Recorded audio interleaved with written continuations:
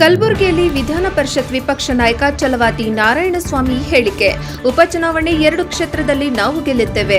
ಬಾಗಲಕೋಟೆಯಲ್ಲಿ ಈ ಹಿಂದೆ ಅಲ್ಪ ಮತದಿಂದ ಸೋತಿದ್ದೇವೆ. ಒಳ ಮೀಸಲಾತಿ ವಿಚಾರ ಸಿದ್ದರಾಮಯ್ಯ ಎಲ್ಲರಲ್ಲೂ ಗೊಂದಲ ಮೂಡಿಸಿದ್ದಾರೆ. ಹಾಗಾಗಿ ದಲಿತರು, ಅಲ್ಪಸಂಖ್ಯಾತರು ಯಾರು ಮತ ಕಾಂಗ್ರೆಸ್ಗೆ ಹಾಕಲ್ಲ. ದಾವಣಗೆರೆಯಲ್ಲಿ ಶ್ರೀಮಂತರಿಗೆ ಟಿಕೆಟ್ ಕೊಟ್ಟಿದ್ದಾರೆ. ದಾವಣಗೆರೆಯಲ್ಲಿ ಮುಸ್ಲಿಮರು ಟಿಕೆಟ್ ಕೇಳಿದ್ರು ಅವರಿಗೆ ಟಿಕೆಟ್ ಕೊಡದೆ ಆ ಸಮುದಾಯಕ್ಕೆ ಮೋಸ ಮಾಡಿದ್ದಾರೆ. ಈ ಬಾರಿ ದಾವಣಗೆರೆಯಲ್ಲಿ ಮುಸ್ಲಿಮರು ಬಿಜೆಪಿಗೆ ಮತ ಹಾಕುತ್ತಾರೆ. ಕೇಂದ್ರದಲ್ಲಿ ಮೋದಿ ಅಧಿಕಾರದಲ್ಲಿ 11 ವರ್ಷ ಇದ್ರೂ ಮೋಸ ಮಾಡಿಲ್ಲ. ಕಾಂಗ್ರೆಸ್ನವರು ಮುಸ್ಲಿಮರಿಗೆ ಬಿಜೆಪಿ ಬಗ್ಗೆ ಹೆದರಿಸಿ ಮತ ಹಾಕಿಕೊಂಡರು. ಆದರೆ ಈಗ ಮುಸ್ಲಿಂ ಸಮುದಾಯದ ಜನರಿಗೆ ಅರಿವಾಗಿದೆ. ಮುಸ್ಲಿಮರು ಪೈಲ್ವಾನ್ಗೆ ಟಿಕೆಟ್ ಕೊಡದೆ ಇದ್ದಿದ್ರಿಂದ ಸಿಟ್ಟಾಗಿದ್ದಾರೆ. 2 ಕ್ಷೇತ್ರದಲ್ಲಿ ನಾವು ಗೆಲ್ಲುತ್ತೇವೆ. ಮೈಸೂರಿನಲ್ಲಿ ಡ್ರಗ್ಸ್ ಜಾಲ ಪತ್ತೆ ವಿಚಾರ ಸರ್ಕಾರದಲ್ಲಿ ಯಾರಿಗೂ ಜವಾಬ್ದಾರಿ ಇಲ್ಲ. ಎಲ್ಲ ಸಚಿವರಿಗೆ ಅಧಿಕಾರದ ಮದ ಏರಿದೆ. ಮಾದಕ ವಸ್ತು ಜಾಲ ನಮ್ಮಲ್ಲಿ ಇದ್ರೂ ಯಾರೂ ಪತ್ತೆ ಮಾಡಿಲ್ಲ. ಇಲ್ಲಿನ ಅಧಿಕಾರಿಗಳಿಗೆ ಮಾಹಿತಿ ಇರಲ್ವಾ? ಮಾದಕ ವಸ್ತು ತಯಾರು ಮಾಡುವ ಕಾರ್ಖಾನೆ ಇದೆ ಅಂತ ನಿಮಗೆ ಗೊತ್ತೇ ಆಗಿಲ್ವಾ? ನಮ್ಮ ಬಳಿ ಡ್ರಗ್ಸ್ ಅಡ್ಡಿ ಮೇಲೆ ಬೇರೆ ರಾಜ್ಯದ ಪೊಲೀಸರು ಬಂದು ರೇಡ್ ಮಾಡಿದ್ದಾರೆ. ನಮ್ಮ ರಾಜ್ಯದ ಪೊಲೀಸರಿಗೆ ಮಾಹಿತಿ ಇರಲ್ವಾ? ಹಾಗಾದ್ರೆ ನಮ್ಮ ರಾಜ್ಯದ ಇಂಟೆಲಿಜೆನ್ಸಿ ಏನ್ ಮಾಡ್ತಾ ಇದೆ? ಗೃಹ ಮಂತ್ರಿಗಳಿಗೆ ಕೇಳಿದ್ರೆ ನನಗೆ ಮಾಹಿತಿ ಇಲ್ಲ, ಮಾಹಿತಿ ತೋರಿಸಿಕೊಡಿ ಹೇಳ್ತೀನಿ ಅಂತಾರೆ. ಮುಂದಿನ ವರ್ಷ ಕಾಂಗ್ರೆಸ್ನವರಿಗೆ ಅಧಿಕಾರ ಹಿಡಿದ್ರೆ ಕುಡಿಯೋದು ಕಡ್ಡಾಯ ಅಂತ ಆದೇಶ ಮಾಡ್ತಾರೆ. ವೈನ್ ಸ್ಟೋರ್ ಅವರು ಕಡ್ಡಾಯ ಇಷ್ಟು ಸೆಲ್ ಮಾಡಲೇಬೇಕು ಅಂತ ಆದೇಶ ಮಾಡ್ತಾರೆ. ದೇಶದಲ್ಲಿ ಜನರು ಕಾಂಗ್ರೆಸ್ ತಿರಸ್ಕಾರ ಮಾಡ್ತಾರೆ. ಪ್ರದೀಪ್ ಈಶ್ವರ್ ಬಿಜೆಪಿ ಕಚೇರಿ ಮುಂದೆ ಹೈ ಡ್ರಾಮಾ ಹಿನ್ನೆಲೆ. ಮಂಗ ತಾನು ಕೆಡದೆ ಅಲ್ಲದೆ ವನ ಕೆಡಿಸ್ತು ಅಂತ ಗಾದೆ ಮಾತು ಇದೆ. ಹಾಗೆ ಇವರು ಇಲ್ಲಿ ಬಂದು ಡ್ರಾಮಾ ಮಾಡ್ತಾರೆ. ಕಾಂಗ್ರೆಸ್ನವರು ಜೋಕರ್ ಪಾರ್ಟ್ ಮಾಡ್ತಾರೆ ಇದ್ದಾರೆ. ಕಾಂಗ್ರೆಸ್ನಲ್ಲಿ ಜೋಕರ್ಗಳು ಜಾಸ್ತಿ ಇದ್ದಾರೆ. ರಾಹುಲ್ ಗಾಂಧಿ ಪ್ರಚಾರ ಮಾಡಿದಲ್ಲಿ ಬಿಜೆಪಿ ಗೆಲ್ಲುತ್ತೆ. ಹಾಗೆ ಇವರು ಓಡಾಟ ಮಾಡೋದ್ರಿಂದ ನಮಗೆ ಅನುಕೂಲ ಆಗುತ್ತೆ. ಹಿಂದಿ ಭಾಷೆಗೆ ಗ್ರೇಡ್ ಹಿನ್ನೆಲೆ. ಸರ್ಕಾರ ಆರೋಗ್ಯ ಶಿಕ್ಷಣಕ್ಕೆ ಹೆಚ್ಚು ಒತ್ತು ಕೊಡಬೇಕು. ಕಾಂಗ್ರೆಸ್ ಸರ್ಕಾರ ಕೆಟ್ಟ ಆಟಕ್ಕೆ ಇಳಿದಿದ್ದಾರೆ. ಅಂಬೇಡ್ಕರ್ ಶಿಕ್ಷಣ ಕೊಡಿ ಅಂತ ಹೇಳಿದ್ದಾರೆ. ಆದರೆ ಇವರು ಅದನ್ನ ಬಿಟ್ಟು ಅತಿ ಕಡಿಮೆ ಪ್ರೋತ್ಸಾಹ ಕೊಡ್ತಾ ಇರೋದು. ಕರ್ನಾಟಕ ಹಿಂದಿ ಬಗ್ಗೆ ನಿಮಗೆ ಇಷ್ಟೊಂದು ಅಸಹ್ಯ ಏಕೆ? ನೆಹರು, ಇಂದಿರಾ ಗಾಂಧಿ ಎಲ್ಲರೂ ಹಿಂದಿ ಅಲ್ವಾ? ಹಿಂದಿ ಬೇಕಾದ್ರೆ ಕಲಿತರೆ ಎಲ್ಲ ಅಂದ್ರೆ ಇಲ್ಲ. ಇಡೀ ವರ್ಷ ಪಾಠ ಮಾಡಿ ಮಾರ್ಕ್ಸ್ ಕೊಡಲ್ಲ, ಗ್ರೇಡ್ ಕೊಡ್ತೀನಿ ಅಂತ. ಇದು ಸರ್ಕಾರದ ಡಬಲ್ ಸ್ಟ್ಯಾಂಡರ್ಡ್. ಸರ್ಕಾರ ಕೂಡಲೇ ವಾಪಸ್ ಪಡೆಯಬೇಕು. ಮುಂದಿನ ವರ್ಷ ಬೇಕಾದ್ರೆ ತೀರ್ಮಾನ ತಗೊಳ್ಳಿ. ಕಲಬುರಗಿಯಲ್ಲಿ ವಿಧಾನ ಪರಿಷತ್ ವಿಪಕ್ಷ ನಾಯಕ ಛಲವಾದಿ ನಾರಾಯಣಸ್ವಾಮಿ ಹೇಳಿಕೆ.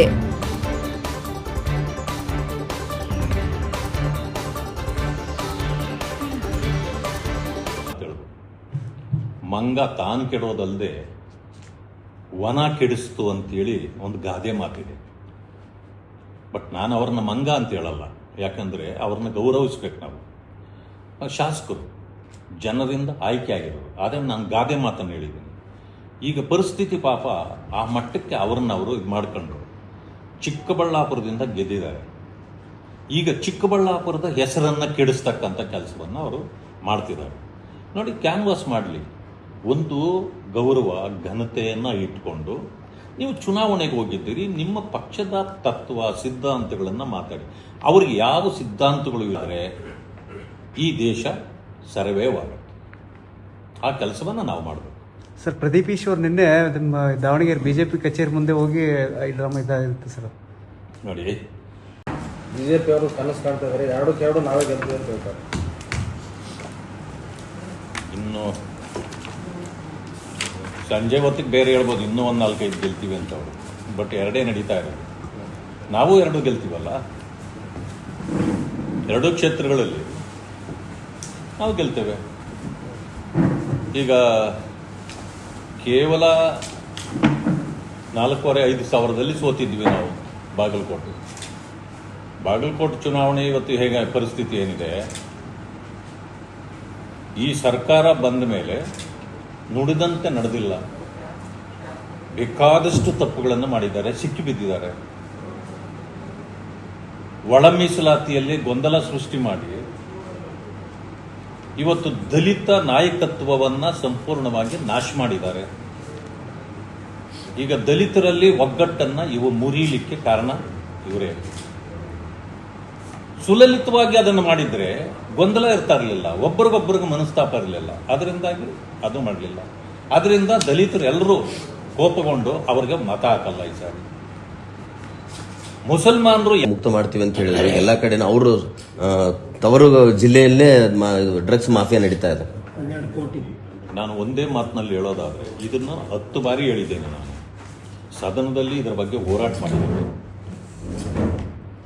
ಡ್ರಗ್ಸ್ ಮುಕ್ತ ಇವರು ಮಾಡಲಿಕ್ಕೆ ಇವ್ರಿಗೆ ಸಾಧ್ಯ ಇಲ್ಲ. ಯಾಕಂದರೆ ಸರ್ಕಾರದ ಒಳಗಡೆ ಸೀರಿಯಸ್ನೆಸ್ ಇಲ್ಲ ಇವರಿಗೆ. ಯಾರ್ಯಾರು ಯಾವ ಯಾವ ಖಾತೆಗಳನ್ನು ವಹಿಸ್ಕೊಂಡಿದ್ದಾರೋ ಆ ಖಾತೆಗಳಲ್ಲಿ ಇವರಿಗೆ ಜವಾಬ್ದಾರಿ ಇಲ್ಲ. ಸುಮ್ಮನೆ ಉಡಾಫೆ ರಾಜಕಾರಣ ಮಾಡ್ತಾರೆ, ಅಧಿಕಾರವನ್ನು ಕೂಡ ಉಡಾಫೆ ಮಾಡ್ತಾರೆ. ಏನೋ ನಮಗೆ ಒಂದು ಸಿಕ್ಕಿಬಿಟ್ಟಿದೆ, ಇನ್ನು ಇಡೀ ಜೀವನ ನಾವು ಇದೇ ರೀತಿ ಅಧಿಕಾರದಲ್ಲಿರ್ತೀವಿ ಅನ್ನೋ ಮದ ಇವರ ನೆತ್ತಿಗೆ ಏರಿಬಿಟ್ಟಿದೆ. ಪ್ರತಿಯೊಬ್ಬರಿಗೂ, ಮುಖ್ಯಮಂತ್ರಿಗಳಿಂದ ಹಿಡಿದು ಸಚಿವರಿಗೂ ಕೂಡ ಮದ ಇರತಕ್ಕಂಥ ರಾಜಕಾರಣ ಮಾಡ್ತಿದ್ದಾರೆ. ಆ ಕಾರಣದಿಂದ ಸೀರಿಯಸ್ಸೇ ಇಲ್ಲ. ಹೋಗ್ಲಿ, ಇಷ್ಟು ಸಾರಿ ಮಾದಕ ವಸ್ತುಗಳು ಸಿಕ್ಕಿದಾಗ ಯಾರು ಇಲ್ಲಿಯವರು ಹಿಡೀಲಿಲ್ಲ. ಗುಜರಾತ್ನವರು ಬಂದು ಇಲ್ಲಿ ಹಿಡಿತಾರೆ, ಮಹಾರಾಷ್ಟ್ರದವರು ಬಂದು ಇಲ್ಲಿ ಹಿಡಿತಾರೆ. ಇಲ್ಲಿ ಫ್ಯಾಕ್ಟ್ರಿಗಳಿದ್ರೆ ಯಾಕೆ ಇನ್ಫಾರ್ಮೇಶನ್ ಇರಲ್ವಾ ನಿಮಗೆ? ಇಂಟೆಲಿಜೆನ್ಸು ಯಾರು ಎಲ್ಲಿ ಚಲನವಲನ ಹಿಡಿದು ತೋರಿಸ್ತಕ್ಕಂಥ ಇಂಟೆಲಿಜೆನ್ಸ್ ನಿಮ್ಮ ಹತ್ರ ಇರುವಾಗ ಮಾದಕ ವಸ್ತುಗಳು ತಯಾರು ಮಾಡತಕ್ಕಂಥ ಕಾರ್ಖಾನೆಗಳೇ ಹುಟ್ಟಿಲ್ಲಿ ನಾವು ಏನೇನು ಸಮಸ್ಯೆಗಳನ್ನು ಎದುರಿಸಬಹುದು ಅದನ್ನೆಲ್ಲ ನಾವು ಇವತ್ತು ಬುದ್ಧಿವಂತಿಕೆಯಿಂದ ಮೋದಿಜಿಯವರು ಈ ದೇಶದ ಸಮಸ್ಯೆಗಳನ್ನು ಎದುರಿಸ್ತಾ ಇದ್ದಾರೆ. ವಿಶೇಷವಾಗಿ ಆಯಿಲ್ ವಿಷಯ. ಹೆರ್ಮೂಸ್ ಇಂದ ಹೊರಗಡೆ ಬೋಟ್ಗಳೇ ಬರ್ತಾ ಇಲ್ಲ. ಪಾಕಿಸ್ತಾನದ ಬೋಟ್ನ ನಿನ್ನೆ ಒಡೆದು ಉರುಳಿಸಿದ್ದಾರೆ. ಭಾರತ ದೇಶದ್ದು ಯಾಕೆ ಬರ್ತದೆ? ನಾವು ಅವರ ಜೊತೆಯಲ್ಲಿ ಉತ್ತಮ ಸಂಬಂಧ ಬಾಂಧವ್ಯ ಇಟ್ಕೊಂಡಿರೋದ್ರಿಂದ, ಪ್ರೀತಿ ವಿಶ್ವಾಸದಿಂದ ಇರೋದ್ರಿಂದ ನಮ್ಮ ದೇಶಕ್ಕೆ ತೊಡಕಾಗಬಾರದು ಅನ್ನುವಂಥ ಪರಿಶ್ರಮವನ್ನ ಮಾನ್ಯ ಮೋದಿಜಿಯವರು ಮಾಡ್ತಾರೆ. ಇಂಥ ಸಂದರ್ಭವನ್ನ ಬಳಕೆ ಮಾಡಿಕೊಂಡು ಇಸ್ರೇಲ್ ಏನ್ ಮಾಡ್ತು? ಯುದ್ಧ ಘೋಷಣೆ ಆಗಿದ ತಕ್ಷಣ ಅಪೋಸಿಷನ್ ಕೂಡ ಓಕೆ ಯುದ್ಧಕ್ಕೆ ಸಪೋರ್ಟ್ ಮಾಡ್ತು. ಈ ವಿಷಯದಲ್ಲಿ ನಮ್ಮದು ರಾಜಕೀಯ ಇಲ್ಲ ಅಂತ. ಆದರೆ ಈ ದೇಶಕ್ಕೆ ಇವತ್ತು ನಮ್ಮದೇನಾದ್ರೂ ಯುದ್ಧ ಆದರೆ ಯಾರು ಯುದ್ಧ ಮಾಡ್ತಾರೋ ಕಾಂಗ್ರೆಸ್ ಪಕ್ಷ ಬೇಕಾದ್ರೆ ಅವ್ರ ಜೊತೆಯಲ್ಲಿ ನಿಂತು ಬಿಡುತ್ತದೆ. ಇದು ಕಾಂಗ್ರೆಸ್ನ ನೀತಿ ತತ್ವಗಳಾಗ್ಬಿಟ್ಟಿದೆ. ಅದಕ್ಕೆ ಮಾನ್ಯ ಮೋದಿಯವರು ಯಾರಿಗೂ ತಲೆಬುಗ್ಸಿಲ್ಲ. ಆದ್ರೆ ಇವರೇನು ಹೇಳ್ತಾರೆ? ಕಾಂಗ್ರೆಸ್, ನಾನು ಹೇಳಿದ್ದೀನಿ, ನೀವು ಮುಖ್ಯಮಂತ್ರಿ ಆಗಿ ಮುಂದುವರಿಯೋದಾದ್ರೆ ನಮ್ದೇನು ಅಭ್ಯಂತರ ಇಲ್ಲ. ಯಾಕೆಂದ್ರೆ ತೀರ್ಮಾನ ಬಿಜೆಪಿ ಮಾಡೋದಿಲ್ಲ, ಕಾಂಗ್ರೆಸ್ನವ್ರು ಮಾಡ್ತಾರೆ. ಮಾಡ್ಕೊಳ್ಳಿ. ನೀವು ಈ ಸಾರಿ ಕೊಟ್ಟಿರೋ ಬಡ್ಜೆಟ್ ಈ ರಾಜ್ಯಕ್ಕೆ ಮಾರಕವಾಗಿದೆ. ನಿಮ್ಮ ಬಡ್ಜೆಟ್ ಸುಸ್ತಿ ಬಡ್ಜೆಟ್ ಇದೆ. ನಿಮ್ಮ ಇಡೀ ಇತಿಹಾಸ 17 ಬಡ್ಜೆಟ್ಗಳು ಮಾಡಿದ್ದೀನಿ ಅಂತಕ್ಕಂಥ ಹೆಮ್ಮೆ ಇದೆ ನಿಮಗೆ. ನಿಮ್ಮ 17 ಬಡ್ಜೆಟ್ಗಳನ್ನು ನಾನು ನೋಡಿದ್ದೇನೆ. ಆದರೆ ನಿಮ್ಮ ದೃಷ್ಟಿಕೋನ ಎಲ್ಲೂ ಬದಲಾಗಿಲ್ಲ. ಇದುವರೆಗೂ ನಿಮ್ಮದು ಡೆಫಿಸಿಟ್ ಬಡ್ಜೆಟ್ ಇದೆ, ಕೋತಾ ಬಡ್ಜೆಟ್ ಇದೆ. ಯಾವುದು ಬರೀ ಸಾಲ ಮಾಡಿ ಅಡ್ಜಸ್ಟ್ ಮಾಡಿದ್ದೀವಿ. ಬರೀ ಸಾಲ ಮಾಡಿದರೆ ಏನೂ ಪ್ರಯೋಜನ ಆಗೋದಿಲ್ಲ. ಆ ಕಾರಣದಿಂದ ನೀವು ಮುಖ್ಯಮಂತ್ರಿಯಾಗಿ ಮುಂದುವರಿಯೋದಾದ್ರೆ ನಮ್ದೇನು ಅಭ್ಯಂತರ ಇಲ್ಲ. ಯಾರೋ ಒಬ್ರು ಇರಲೇಬೇಕಲ್ಲ. ಆದರೆ ನೀವು ವಿತ್ತ ಸಚಿವರಾಗಿ ಮುಂದುವರಿಬೇಡಿ, ಬೇರೆ ಯಾರಿಗನ್ನ ಬಿಟ್ಟುಕೊಟ್ಬಿಡಿ ಅಂತ ನಾನು ಹೇಳಿದ್ದೇನೆ. ಸದನದಲ್ಲೂ ಕೂಡ ಹೇಳಿದ್ದೇನೆ, ಅವ್ರ ಮುಂದೆನೇ ಹೇಳಿದ್ದೇನೆ. ಆದರೆ ಅವ್ರಿಗೆ ಉತ್ತರ ಇಲ್ಲ. ಆಮೇಲೆ ಪರಿಶಿಷ್ಟ ಜಾತಿ ವರ್ಗಗಳು, ನಾನು ಕೇಳಿದೆ ಅವ್ರನ್ನ, SCP TSP ದುಡ್ಡು ಯಾಕೆ ತೆಗಿದ್ರಿ? ಅವರ ಅಭ್ಯುದಯಕ್ಕೆ ಇಟ್ಟಿರ್ತಕ್ಕಂಥದ್ದು ಕೇಳಿದ್ವಿ. ನಾವು ತೆಗೆದಿಲ್ಲ ಅಂತ. ಈ ಸಾರಿ 14 ಕೋಟಿ ತೆಗೆದಿರುವಂಥದ್ದು ನೀವೇ ನೋಡಿದ್ದೀರಿ. ಆಮೇಲೆ ದಲಿತರಿಗೆ ಎಷ್ಟು ಅನ್ಯಾಯ ಮೋಸ ಮಾಡಿದೆ ಅಂತಂದ್ರೆ ಈ ಸರ್ಕಾರ ಇದುವರೆಗೂ 4 ವರ್ಷದಲ್ಲಿ SCP TSP ಹಣನ 42,000 ಕೋಟಿ ಲಾಸ್ಟ್ ಇಯರ್ ಇಟ್ಟಿದ್ದೀನಿ ಅಂದ್ರು. ಈ ಸಾರಿ 44 ಕೋಟಿ ಅಂದ್ರು. ಅದರ ಹಿಂದೆ 39 ಕೋಟಿ, ಅದಕ್ಕೂ ಮುಂದೆ 27 ಕೋಟಿ. ಟೋಟಲಿ 1,56,000 ಕೋಟಿ 4 ವರ್ಷದಲ್ಲಿ SCP TSP ಇಟ್ಟಿದ್ದಾರೆ. ಇದು ಯಾರಿಗೆ ಸೇರಬೇಕು? ಆ SC STಗಳಿಗೆ ಸೇರಬೇಕು. ಮಾಡಿರೋದೇನು? 50% 78,000 ಕೋಟಿ ಡಿಪಾರ್ಟ್ಮೆಂಟ್ಗಳಿಗೆ ಕೊಟ್ಬಿಟ್ಟಿದ್ದಾರೆ. ಇನ್ನು ಉಳಿದಿದ್ದು 78,000 ಕೋಟಿ. ಯುದ್ಧದ ವಿಷಯ ಬಂದಿದೆ. ಪ್ರಧಾನಮಂತ್ರಿಗಳು ಮೊನ್ನೆ ಆನ್ಲೈನ್ ಸಭೆ ಕರೆದಿದ್ದಾರೆ. ಆನ್ಲೈನ್ ಸಭೆನಲ್ಲೂ ಮುಖ್ಯಮಂತ್ರಿಗಳು ಭೇಟಿ ಆಗಲ್ಲ. ಕರೆದಿರೋದು ಮುಖ್ಯಮಂತ್ರಿಗಳ ಸಭೆ.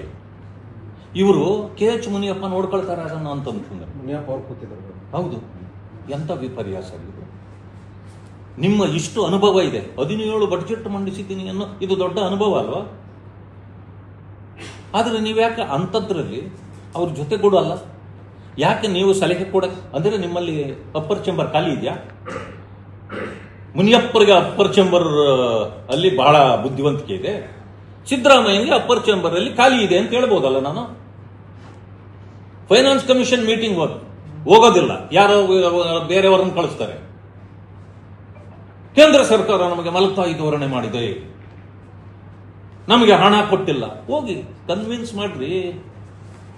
ಕೇಂದ್ರ ಸರ್ಕಾರ, ರಾಜ್ಯ ಸರ್ಕಾರ ಅಂದ್ರೆ ಡಬ್ಬ ಅಂಗಡಿ ವ್ಯಾಪಾರ ಅಲ್ಲ, ಇದು ಪೆಟ್ಟಿ ಅಂಗಡಿ ವ್ಯಾಪಾರ ಅಲ್ಲ. ದೇಹದಲ್ಲಿ ರಕ್ತ, ಫಾರಿನ್ ರಕ್ತ ಹರಿತಾ ಇದೆ, ಅದರಿಂದಾಗಿ ಅವರು ಇದಿರಬಹುದು.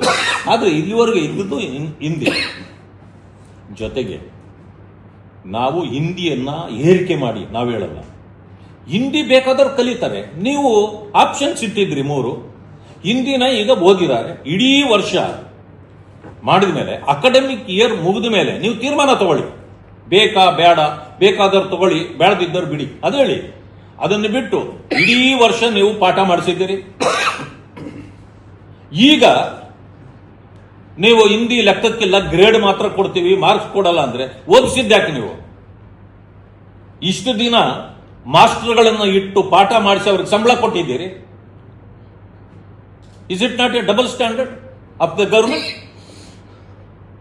ಅದರಿಂದ ಇವರು ಮಕ್ಕಳ ಭವಿಷ್ಯದಲ್ಲೂ ಆಟ ಆಡ್ತಾ ಇದ್ದಾರೆ.